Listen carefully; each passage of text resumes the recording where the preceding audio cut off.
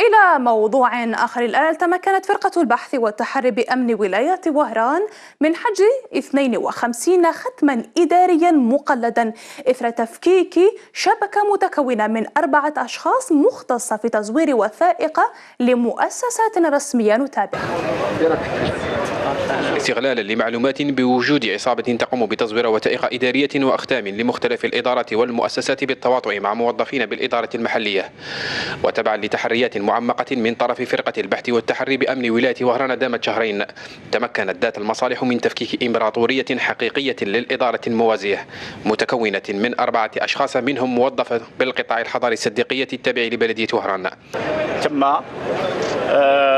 إجراء بعض التحقيقات والتي تكللت بهذه العملية النوعية كما تلاحظون، المتمثلة في التزوير واستعمال المزور وفي محررات رسمية.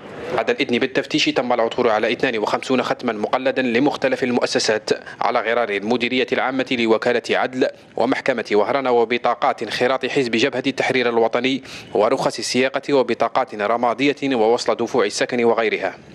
الحقيقة تنشط على مستوى ولاية وهران والولايات المجاورة، وكذلك لها نشاط وطني. إذن كل هذه العمليات تدخل في إطار حملة تقوم بها مصالحنا على مستوى ولاية وهران. كما تمكنت نفس المصالح عبر مختلف مقرات الأمن الحضري من استرجاع سيارة مسروقة وحجز 10,000 قرص مضغوط مقلد.